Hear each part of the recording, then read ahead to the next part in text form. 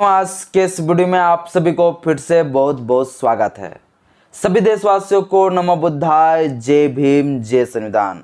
साथियों, हमारे देश के दो प्रधानमंत्री ऐसे प्रधानमंत्री हुए हैं जो सबसे ज्यादा भारत के संविधान को धज्जियां उड़ाया, भारत के संविधान के साथ छेड़छाड़ किया गया, भारत के संविधान को मजाक बनाया। दो प्रधानमंत्री, एक पहला प्रधानमंत्री जो 1971 में बनी, इंदिरा गांधी। इंदिरा गांधी के कार्यकाल में, इंदिरा गांधी के शासनकाल में इतना ज्यादा भारत के संविधान के साथ छेड़छाड़ किया गया कि संविधान का दर्जा जो है एक मिनी कॉन्स्टिट्यूशन के नाम का दे दिया गया। हानि जब संविधान का संशोधन इतना ज्यादा कर दिए, लोग कहने लगे कि ये तो इंदिरा गांधी मिनी कॉन्स्टिट्यूशन लिख दिया। और इधर 2014 में जो प्रधानमंत्री बने नरेंद्र मोदी जी, जो अभी तक 2024 तक यानी 10 साल जो है कार्यकाल में जो रहे, इन्होंने तो भारत का संविधान जो है छेड़छाड़ तो छोड़िए, भारत के संविधान को मर्डर कर डाला, लोकतंत्र को मर्डर कर डाला। अब तो इनके विधायक, इनके जो सांसद, इनके मंत्री, मोदी जी का प्लान है कि 2024 में 400 सीट लाना है, भारत का संविधान बदल देना।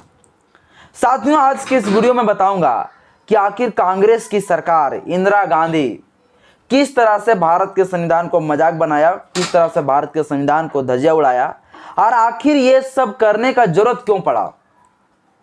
तो आज की इस वीडियो को शुरू से लेकर अंत तक जरूर देखें, क्योंकि आज का वीडियो जो बड़ा ही महत्वपूर्ण होने वाला है। को कहते हैं कि कांग्रेस जो है कभी भी जो है भारत के संविधान छेड़छाड़ नहीं किया है, इसीलिए मैं आपसे कहना चाहता हूं कि इस वीडियो को जरूर देखिएगा। हाथ जोड़ के अपील है कि क्या क्या भारत के संविधान के साथ किए गए छेड़छाड़। साथियों, 1971 में लोकसभा का चुनाव हुआ। 1971 में लोकसभा का चुनाव हुआ और उस लोकसभा के चुनाव में इंदिरा गांधी जी जो है 1 लाख से प्लस वोट लाकर, 1 लाख से प्लस वोट लाकर राजनारायण जी को हराकर जीत हासिल की, यानी प्रधानमंत्री बनी इंदिरा गांधी जी 1 लाख से अधिक वोट लाकर। इतने वोट लाए, इसके बाद राजनारायण जी का कहना था कि इंदिरा गांधी जो चुनाव जीती है ये गलत तरीके से चुनाव जीती है, ये भ्रष्टाचार तरीके से जो है चुनाव लड़ी है, इसलिए इनके आरोप में मुकदमा चला दिया और ये मामला चला गया Allahabad high court. Allahabad high court में जो है इसका पिटीशन पहुंच गया। और इलाहाबाद हाई कोर्ट में जब ये पहुंचा तो सबसे पहला, साथियों, भारत के इतिहास में किसी प्रधानमंत्री को अपना सफाई देने के लिए वो हाईकोर्ट पहुंचाओ इंदिरा गांधी जी। इंदिरा गांधी 19 मार्च 1975 को पहुंच गई इलाहाबाद हाईकोर्ट और इलाहाबाद हाईकोर्ट में अपना सफाई दिया कि हम भ्रष्टाचार नहीं किए हैं, लेकिन हुआ नहीं, इस बात को नहीं माना इलाहाबाद हाईकोर्ट।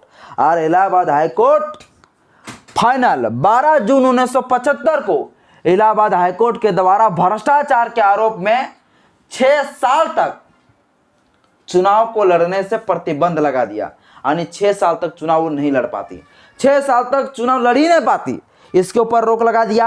इसके बाद जो प्रधानमंत्री का जो पद था वो पद को भी जो है पूरी तरह से खत्म करने का जो है निर्णय दे दिया।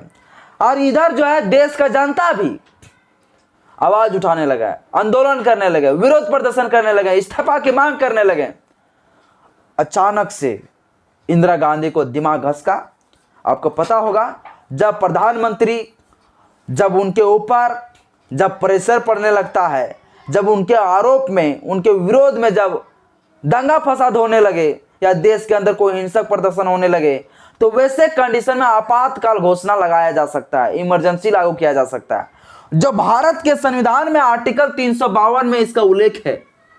और इसी तरह से इंदिरा गांधी जी ने क्या किया, 25 जून 1975 की रात 11:45 हो रहे थे, आने के 11:15, इतना रात को अचानक से जो है ये घोषणा किए गए और ये घोषणा करके पूरा भारत में जो है आपातकाल घोषणा कर दिए, आने की इमरजेंसी लागू कर दिए।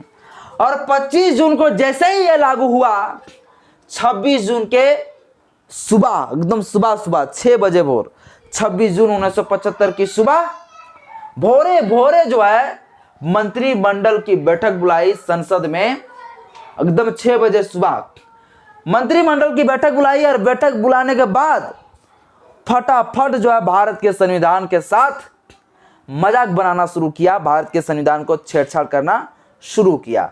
वहीं से स्टार्ट होता है भारत के संविधान को मजाक बनाना, वहीं से स्टार्ट होता है भारत के संविधान का संशोधन करना।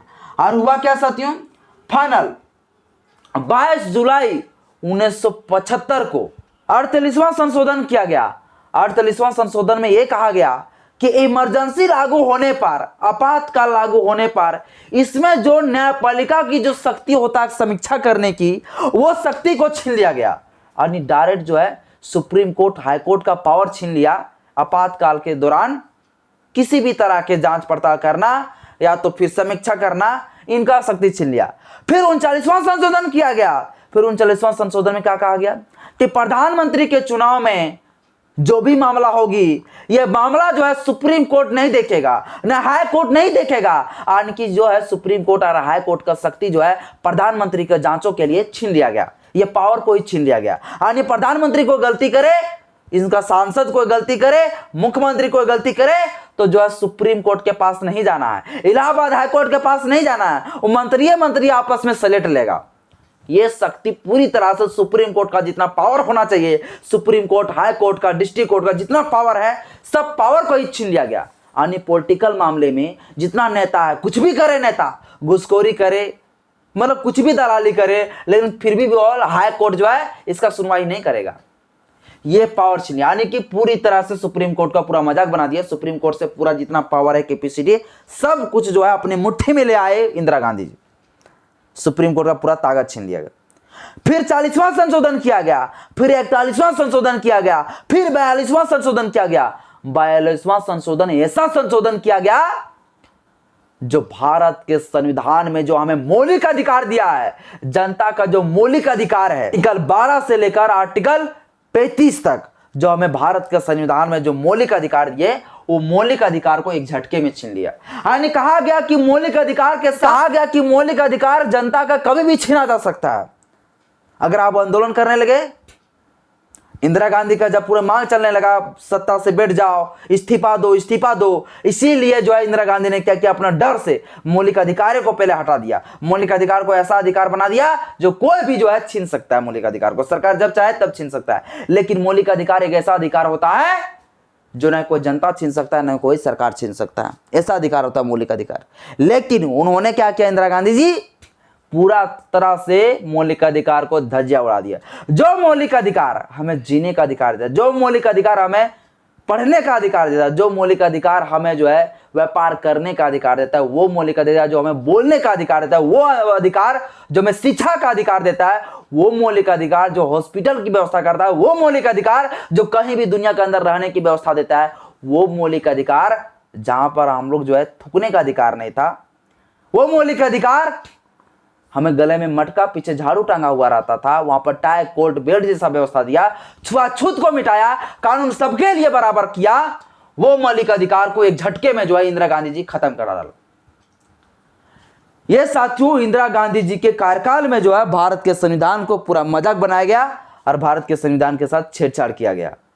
1975 फिर 1977 में जब जनता पार्टी की सरकार बनी, श्री देसाई साहब, इसके बाद जितने इसके संशोधन किए गए थे, उन सभी संशोधन पर पानी फिर दिया, वो सभी संशोधन को खारिज कर दिया और फिर से जो है जितना हमारे अधिकार थे, यहां तक कि साथियों इंदिरा गांधी जी जो है 5 साल का जो कार्यकाल होता प्रधानमंत्री को, वो कार्य को हटाकर जो है 6 साल कर दिए थे। मतलब कितना बेवकूफ।